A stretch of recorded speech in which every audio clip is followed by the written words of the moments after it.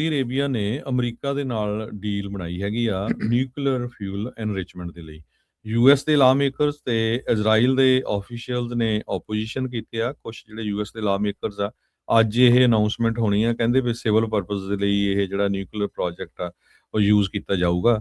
ਪਰ ਬਹੁਤ ਸਾਰੇ ਲੋਕ ਇਹ ਕਹਿ ਰਹੇ ਵੀ ਕਿਸੇ ਟਾਈਮ ਉਹ ਮਿਲਟਰੀ ਪਰਪਸ ਲਈ ਵੀ ਯੂਜ਼ ਕੀਤਾ ਜਾ ਸਕਦਾ ਹੈਗਾ। ਸੋ ਯੂਐਸ ਤੇ ਸਾਊਦੀ ਗਵਰਨਮੈਂਟ ਕਿਉਂਕਿ ਇਰਾਨ ਦੇ ਨਾਲ ਰਿਲੇਸ਼ਨ ਹੁਣ ਜਿੱਦਾਂ ਦੇ ਪਤਾ ਹੀ ਆ ਵੀ ਚੱਲ ਰਹੇ ਹੈਗੇ ਆ, ਤੇ ਹੁਣ ਅੱਜ ਇਹ ਐਗਰੀਮੈਂਟ ਸਾਈਨ ਕਰਨ ਜਾ ਰਹੇ ਹੈਗੇ ਆ। ਤੇ ਟਰੰਪ ਐਡਮਿਨਿਸਟ੍ਰੇਸ਼ਨ ਨੇ ਇਹ ਕਿਹਾ ਵੀ ਅਸੀਂ ਫਾਰਮਲੀ ਸਾਈਨ ਕਰਾਂਗੇ ਤੇ ਅਨਾਉਂਸ ਕਰਾਂਗੇ ਐਗਰੀਮੈਂਟ ਸਾਊਦੀਜ਼ ਦੇ ਨਾਲ। ਦੋ ਯੂਐਸ ਦੇ ਜਿਹੜੇ ਆਫੀਸ਼ੀਅਲਸ ਆ ਉਹਨਾਂ ਨੇ ਵੀ ਦੱਸਿਆ ਆ ਵੀ ਇਹ ਸੈਂਸਿਟਿਵ ਡਿਪਲੋਮੇਸੀ ਹੈਗੀ ਆ। ਪੂਰੀ ਜਿਹੜੀ ਇਹਦੀ ਡਿਟੇਲ ਹੈਗੀ ਆ ਇਹ ਆਪਾਂ ਬਹੁਤ ਜਲਦੀ ਤੁਹਾਡੇ ਨਾਲ ਸ਼ੇਅਰ ਕਰਾਂਗੇ। ਸੋ ਇਹਦੇ ਨਾਲ ਜਿਹੜਾ ਆ ਇਹ ਐਗਰੀਮੈਂਟ ਦੇ ਵਿੱਚ ਕਾਫੀ ਰਿਪਬਲਿਕਨ ਸਪੋਰਟ ਕਰ ਰਹੇ ਆ। ਕੁਛ ਲਾ ਮੇਕਰ ਜਿਹੜੇ ਦੋਨੋਂ ਪਾਰਟੀਆਂ ਦੇ ਤੇ ਇਜ਼ਰਾਈਲ ਵਾਲੇ ਜਿਹੜੇ ਆ ਉਹ ਔਖੇ ਆ ਵੀ ਨਹੀਂ, ਇਹ ਹੋਣਾ ਨਹੀਂ ਚਾਹੀਦਾ। ਸੈਕਟਰੀ ਆਫ ਸਟੇਟ ਮਾਰਕੋ ਰੂਬੀਓ ਉਹਨਾਂ ਨੇ ਜਦੋਂ ਪੱਤਰਕਾਰਾਂ ਨੇ ਪੁੱਛਿਆ ਮਨੀਲਾ ਦੇ ਵਿੱਚ ਉਹ ਪਹੁੰਚੇ ਹੋਏ ਆ ਵੀ ਕੀ ਕਹਿਣਾ ਚਾਹੁੰਦੇ ਆ, ਉਹ ਕਹਿੰਦੇ ਵੀ ਮੇਬੀ ਬਾਅਦ ਦੇ ਵਿੱਚ ਮੈਂ ਇਹਦੇ ਬਾਰੇ ਦੱਸੂਗਾ ਵੀ ਮੈਂ ਇਸ ਟਾਈਮ ਮਨੀਲਾ ਦੇ ਵਿੱਚ ਪਹੁੰਚਿਆ ਹੋਇਆ ਹੈਗਾ ਆ।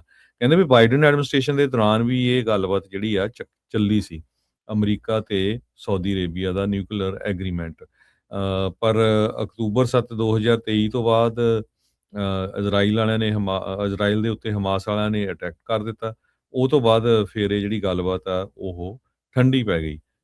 ਪਰ ਹੁਣ ਇੱਕ ਵਾਰੀ ਫੇਰ ਜਿਹੜੀ ਇਹ ਗੱਲਬਾਤ ਆ ਚੱਲ ਰਹੀ ਆ ਤੇ ਹੋ ਸਕਦਾ ਕਹਿੰਦੇ ਵੀ ਅੱਜ ਵਾਲ ਸਟਰੀਟ ਜਰਨਲ ਰਿਪੋਰਟ ਕਰ ਰਿਹਾ ਵੀ ਇਹ ਪ੍ਰੈਜ਼ੀਡੈਂਟ ਟਰੰਪ ਉਹਨਾਂ ਨੇ ਇਸ ਐਗਰੀਮੈਂਟ ਨੂੰ ਅਪਰੂਵ ਕਰ ਦਿੱਤਾ ਤੇ ਇਹ ਅੱਜ ਸਾਈਨ ਵੀ ਹੋ ਜਾਵੇ। ਸੋ ਬਿਲਕੁਲ ਹਰਜੋਤ ਸਿੰਘ ਜੀ, ਈਰਾਨ ਦੇ ਡਰ ਖਣੋ ਹੁਣ ਮੈਨੂੰ ਲੱਗਦਾ ਵੀ ਕਹਿੰਦੇ ਵੀ ਹੁਣ ਸਾਊਦੀ ਵਾਲਿਆਂ ਨੂੰ ਨਿਊਕਲੀਅਰ ਜਿਹੜਾ ਉਹ ਆਪਾਂ ਦੇ ਦਿੰਨੇ ਹੈਗੇ ਆ। ਤੇ ਇਹ ਹੁਣ ਕਿੱਦਾਂ ਦੇਖਿਆ ਜਾਊਗਾ, ਕਿਵੇਂ ਜਿਹੜਾ ਸਾਰੇ ਲੋਕ ਕਿਉਂਕਿ ਇਹ ਹੁਣ ਅਮਰੀਕਾ ਦਾ ਐਲਾਈ ਆ, ਸੋ ਇਸ ਲਈ ਇਹਨੂੰ ਓਬਵੀਅਸਲੀ ਨਿਊਕਲੀਅਰ ਦਾ ਜਿਹੜਾ ਫਿਊਲ ਆ ਉਹ ਕਹਿੰਦੇ ਵੀ ਨਿਊਕਲੀਅਰ ਰਿਐਕਟਰ ਚਲਾਉਣ ਦੇ ਲਈ, ਬਿਜਲੀ ਪੈਦਾ ਕਰਨ ਦੇ ਲਈ, ਪਾਵਰ ਜਨਰੇਸ਼ਨ ਦੇ ਲਈ ਜਿਹੜਾ ਮੋਸਟਲੀ ਆ ਉਹ ਉਸ ਦੇ ਲਈ ਵਰਤਿਆ ਜਾਣਾ। ਇਸ ਲਈ ਉਹਨਾਂ ਨੂੰ ਅਲਾਓ ਕੀਤਾ ਜਿਹੜਾ ਉਹ ਜਾ ਰਿਹਾ ਹੈਗਾ ਆ। ਸੋ ਕਹਿੰਦੇ ਵੀ ਉਹਨਾਂ ਨੂੰ ਚਿੰਤਾ ਜਿਹੜੀ ਉਸ ਦੇ ਵਿੱਚ ਹੈਗੀ ਹੈ ਜਾਂ ਨਹੀਂ ਨਿਊਕਲੀਅਰ ਵੈਪਨਸ ਨੂੰ ਲੈ ਕੇ। ਤੇ ਜਿੱਦਾਂ ਤੁਸੀਂ ਦੱਸਿਆ ਵੀ ਮਾਰਕੋ ਰੂਬੀਓ ਕਹਿ ਰਹੇ ਆ ਵੀ ਇਸ ਤੋਂ ਬਾਅਦ ਇਹਦੇ ਬਾਰੇ ਅਜੇ ਕੋਈ ਆਪਾਂ ਚਰਚਾ ਜਿਹੜੀ ਉਹ ਨਹੀਂ ਕੀਤੀ।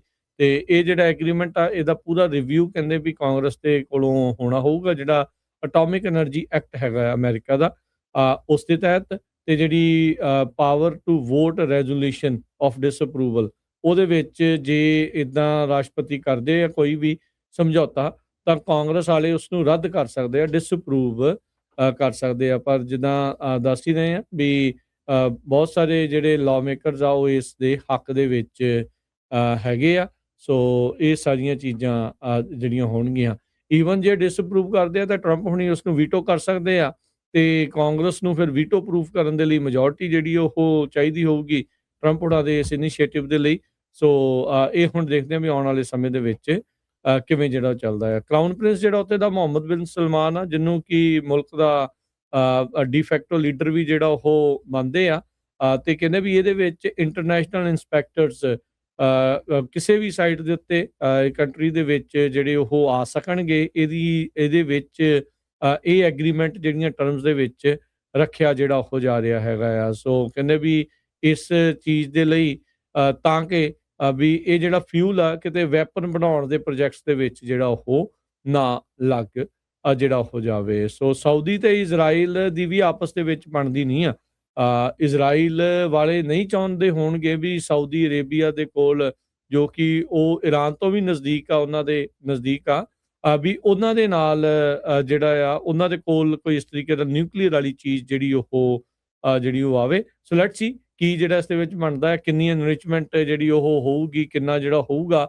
ਸੋ ਅੱਜ ਕਹਿੰਦੇ ਵੀ ਇਸ ਦਾ ਐਲਾਨ ਹੋਊਗਾ ਅਧਿਕਾਰਤ ਤੌਰ ਦੇ ਉੱਤੇ। ਸੋ ਦੇਖਦੇ ਹਾਂ ਕੀ ਹੁੰਦਾ ਆ। ਪਰ ਇੱਕ ਵੱਡੀ ਜਿਹੜੀ ਹਿਲਜੁਲ ਇਸ ਟਾਈਮ ਮਿਡਲ ਈਸਟ ਦੇ ਵਿੱਚ, ਜਿੱਥੇ ਈਰਾਨ ਦੇ ਨਾਲ ਲੜਾਈ ਲੱਗੀ ਆ, ਉੱਥੇ ਸਾਊਦੀਜ਼ ਦੇ ਨਾਲ ਨਿਊਕਲੀਅਰ ਫਿਊਲ ਨੂੰ ਐਨਰਿਚ ਕਰਨ ਦੀ, ਉਸ ਦੀ ਗੁਣਵੱਤਾ ਵਧਾਉਣ ਦੀ ਜਿਹੜੀ ਡੀਲ ਆ ਉਹ ਅਮਰੀਕਾ ਤੇ ਸਾਊਦੀ ਅਰੇਬੀਆ ਜਿਹੜਾ ਉਹ ਜਲਦ ਹੀ ਕਰਨ ਜਾ ਰਿਹਾ ਹੈ। ਨਵੰਬਰ ਦੇ ਵਿੱਚ ਜਿਹੜੀ ਇਲੈਕਸ਼ਨ ਹੋਣ ਜਾ ਰਹੀ ਆ ਉਹਦੇ ਵਿੱਚ ਈਵਨ ਦੋ ਕਹਿੰਦੇ ਡੈਮੋਕ੍ਰੇਟਸ ਲੀਡ ਕਰ ਰਹੇ ਆ, ਪਰ ਜਿਹੜੀ ਰੀਡਿਸਟ੍ਰਿਕਟਿੰਗ ਹੋਈ ਆ ਉਹਦੇ ਕਰਕੇ ਜੀਓਪੀ ਸਟਿਲ ਕੰਟਰੋਲ ਦੇ ਵਿੱਚ ਰਹੂਗਾ। ਦਰਜਨ ਦੇ ਕਰੀਬ ਜਿਹੜੀਆਂ ਸੀਟਾਂ ਹੈਗੀਆਂ ਆ ਉਹ ਨਵੇਂ ਡਿਸਟ੍ਰਿਕਟ ਬਾਉਂਡਰੀਜ਼ ਦੇ ਨਾਲ ਕ੍ਰੀਏਟ ਹੋਈਆਂ ਹੈਗੀਆਂ, ਤੇ ਕਹਿੰਦੇ ਬਲੂ ਲੀਨਿੰਗ ਸਾਈਕਲਸ ਦੇ ਵਿੱਚ ਇਹ ਟੌਸ ਅਪ ਵੀ ਹੈਗਾ ਆ। ਸੋ ਰਿਪਬਲਿਕਨਸ ਰੀਡਿਸਟ੍ਰਿਕਟਿੰਗ ਜੋ ਆ ਉਹ ਕਹਿੰਦੇ ਵੀ ਜਿੱਤ ਰਹੇ ਹੈਗੇ ਆ ਫਲੋਰੀਡਾ ਤੇ ਟੈਕਸਸ ਦੇ ਵਿੱਚ। ਕੈਲੀਫੋਰਨੀਆ ਦੇ ਗਵਰਨਰ ਗੈਬਨ ਨਿਊਸਮ ਨੇ 3 ਤੋਂ ਲੈ ਕੇ 5 ਸੀਟਾਂ ਜ਼ਰੂਰ ਜੈਰੀਮੈਂਡਰਿੰਗ ਰੈਫਰੈਂਡਮ ਦੇ ਥਰੂ ਜਿਹੜੀਆਂ ਕ੍ਰੀਏਟ ਕਰ ਲਈਆਂ, ਤੇ ਜਿਹਦੇ ਵਿੱਚ ਕਹਿੰਦੇ ਵੀ ਡੈਮੋਕ੍ਰੇਟ ਜਿੱਤ ਜਾਣਗੇ।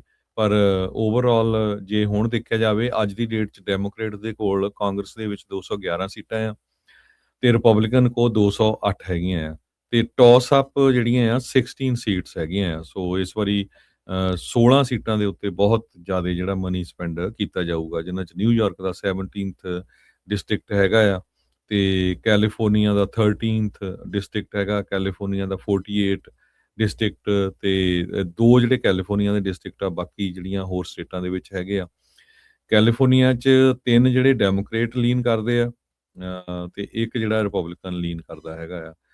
ਨਾਰਥ ਕੈਰੋਲੀਨਾ ਦਾ ਵੀ ਡਿਸਟ੍ਰਿਕਟ ਆ। ਇੱਦਾਂ ਵੱਖ-ਵੱਖ ਜਿੱਦਾਂ ਮੈਂ ਤੁਹਾਨੂੰ ਦੱਸਿਆ ਵੀ 13 ਸੀਟਾਂ ਦੇ ਕਰੀਬ ਜਿਹੜੀ ਫਸਵੀਂ ਟੱਕਰ ਹੋਣ ਜਾ ਰਹੀ ਹੈ। ਜੀ,